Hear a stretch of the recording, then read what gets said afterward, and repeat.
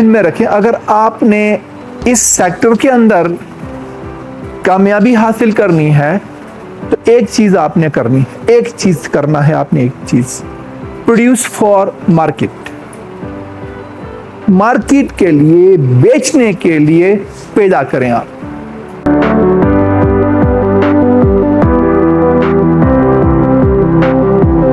Forest को categorise किया है, उनकी कैटेगरी बनाई गई है, कोई 8 क्लासेस में तकसीम किया गया है।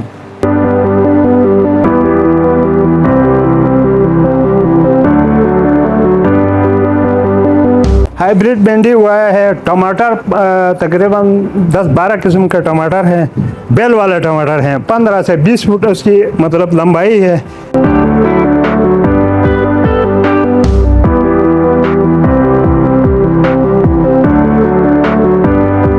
कीवी के बारे में आज मैं आप लोगों को थोड़ा सा बताऊंगा। ये कि चाइना और न्यूजीलैंड से आया हुआ बाहर का ये एक फ्रूट है और हमने 1-2 साल से गिलगित बल्तिस्तान में हमने ये इंट्रोड्यूस करवाया हुआ है। तो इसके हवाले से, इसकी अडेप्टेबिलिटी और इसका पोटेंशियल, इसके हवाले से मैं आप लोगों को थोड़ा सा आगाह करूँगा आगे करके। ये है, इसको चाइनीज़ में गूसबेरी भी कहते हैं और इसके बाद चाइनीज़ मेरिकल भी कहते हैं।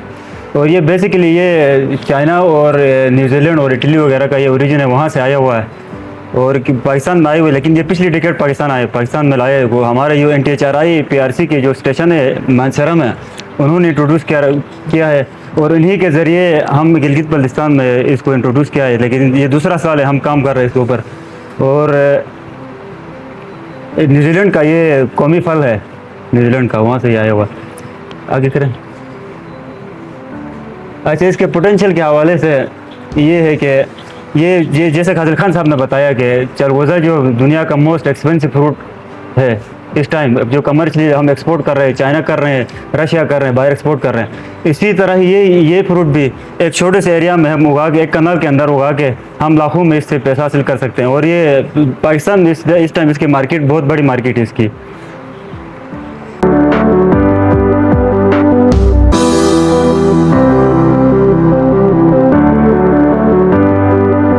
मैं आपको बता दूंगा फॉरेस्ट क्रॉप्स के हवाले से। तो फॉरेस्ट क्रॉप्स कौन से हाई वैल्यू फॉरेस्ट क्रॉप्स हैं और उनमें GB के कॉन्टेक्स्ट में कौन से जो फॉरेस्ट ट्रीज हैं या फिर कौन से NTFPs, non timber forest produce हैं, जिनसे लोकल कम्युनिटीज़ मुस्तफ़ीद हो रही है। तो उनके बारे में थोड़ा सा मैंने ज़रा टच दिया है।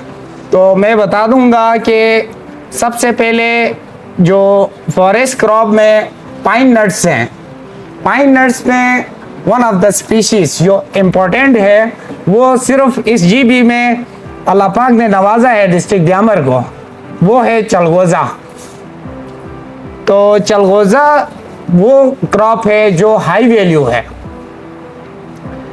इसी तरह कोनिफर्स वुड, वो जो हाई वैल्यू क्रॉप में, फॉरेस्ट क्रॉप में कोनिफर्स में वुड आता है, जिस तरह देवदार है, उसके बाद चीड़, काइल, इसी तरह दूसरे जो बिर्च हैं।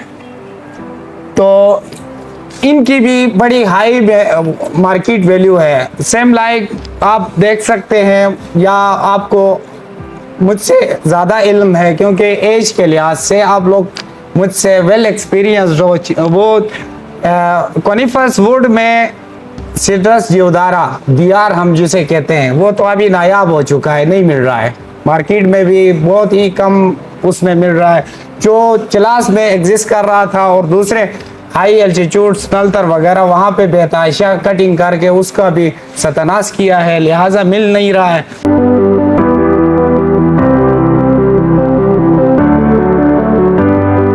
बहुत ही मेडिसिनल है, ठीक है। इसका मूड ऑफ प्रोपगेशन, जिस मूड ऑफ प्रोपगेशन का मतलब ये है कि आप इसको कैसे आगे बढ़ा सकते हो, ठीक है। उसका कौन सा पार्ट इस्तेमाल कर सकते हो और उसको कैसे आगे बढ़ा सकते हो। इसमें एसेक्चुअल है और शक्कर से, सिर्फ ये सीड से, इसकी कटिंग नहीं लगती है, सीड से और इसके पौधे के साथ शक्कर से होते हैं। शक्कर के ज़रिए आप पौधा बना सकते हो और आगे बढ़ा सकते हो, ठीक है।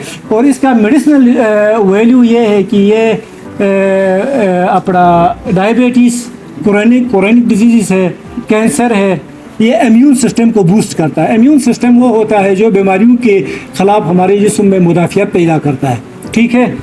ये उसको बूस्ट अप करता है, किडनी, हार्ट डिजीज़ और हमारा डाइजेस्टिव सिस्टम को ये इम्प्रूव करता है। और इसका एक अहम रोल ये है कि ये सेक्सुअल पावर को इंक्रीज़ करता है, ठीक है, सेक्सुअल पावर को भी इंक्रीज़ करता है। गोजी बेरी है, गोजी बेरी ये मूड ऑफ प्रोपगेशन इसका थ्रू सेक्सुअल सीड से भी होता है और इसकी कटिंग भी लगती है, ठीक है, गोजी बेरी की, ठीक है। और उसके बाद इसके जो यूसिस है, ठीक है, ये लंग्स, फेफड़े के लिए बहुत अच्छा है ये, ठीक है। उसके बाद मसल ग्रोथ के लिए ये बहुत अच्छा है, वेट को ये लूज करता है, ठीक है। उसके बाद ये डिप्रेशन वगैरह के अगेंस्ट ये फाइट करता है, ठीक।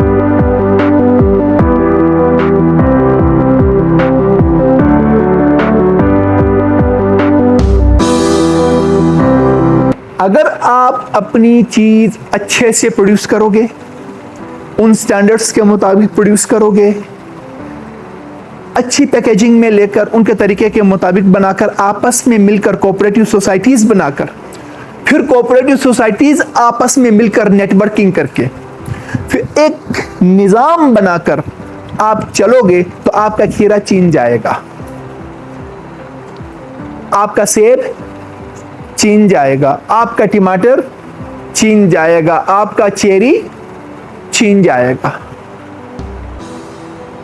हम वो 10 रुपया पीरवादाई अड्डे से यहां लाने की जरूरत नहीं है, चीन से $10 लाने की बात है। या तो हम जेब से 10 रुपया दे के टमाटर खरीदें, या हम पीरवादाई से 10 रुपया यहां लाएं, या हम खुद को इतना काबिल बनाएं कि हम चीन से $10 ला सकें। ये आपके हाथ में है, ठीक है। गुज़श्ता मैं इदारों से भी दरख्वास्त करूंगा, पिछले 3 सालों से हम चेरी के साथ लगे हुए हैं, करोड़ों की इन्वेस्टमेंट हुई है, और यकीन करें एक चिलासी ने इन्वेस्टमेंट किया है। शऊर की बात है, मैं सोच भी नहीं सकता था कि यार कोई चिलासी इतना सोचेगा कि यार गिलगित से चेरी चीन लेकर जाने के लिए वो इन्वेस्टमेंट करेगा।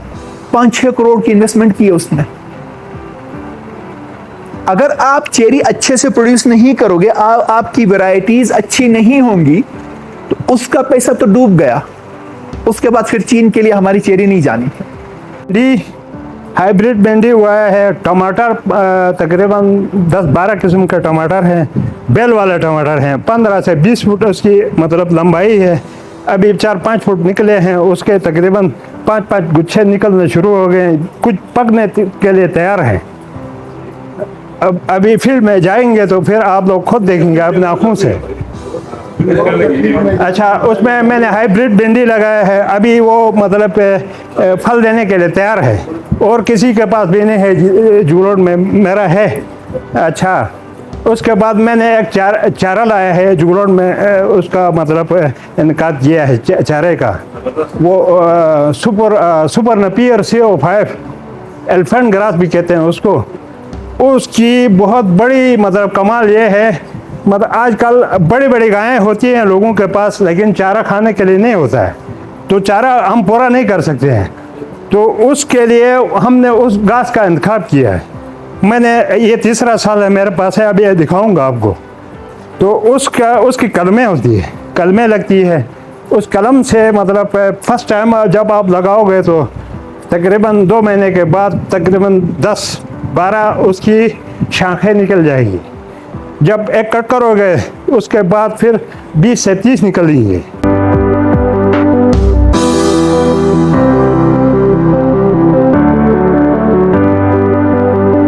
जब भी यहाँ कोई सेमिनार होता है अवेयरनेस के हवाले से, वेजिटेबल के हवाले से, या और कोई नई कोई रिसर्च के हवाले से बात होती है, तो हमें वक्तन फ़वक्तन PRC बुलाती है, हमें अवेयरनेस देती है। हमारे ये जो इलाके के लोग हैं, हम भी हर वक्त ये मुतालिबा रखते हैं कि आपके पास क्रिस्टल पानी है, आपके पास वाफर मकदार में पानी है, आप लोग बहुत कुछ कर सकते हो, आपकी सब्जियां मंडियों तक पहुंच सकती है, आपके फ्रूट मंडियों तक पहुंच सकती है, लेकिन हमारे लोग टस से मस नहीं। मेरे ये जो भाई ने कहा कि दूध खुद निकालना ही पड़ता है, दूध कहीं खुद नहीं देती है, इस तरह हमारे ये जो इदारे हैं, हम PRC वालों से रिक्वेस्ट करेंगे जैसा एजाज अहमद साहब ने किया है, इसके लिए हम सब कोशिश करेंगे कि इसको देख के दूसरे लोगों को भी शऊर आ जाएगा कि ये करता है तो हम भी करेंगे, क्योंकि हमारे यहाँ ये कंपटीशन ज़रूर चलती है कि मैं एक काम करता हूँ तो उसके पीछे 10 और लगते हैं कि इसने किया है, अब इस काम को हमने भी करना है। लेकिन अब मैं सबसे ये रिक्वेस्ट करता हूँ कि एजाज अहमद साहब ने जो किया है उसके पीछे सब लग जाए, ताकि ये सब्जियाँ ये जो नई नई चीज़ों का इसने रिसर्च करके सामने लाया है, इनको आप लोग भी लेके आ जाए, हमारे इलाके के लिए फ़ायदा होगा।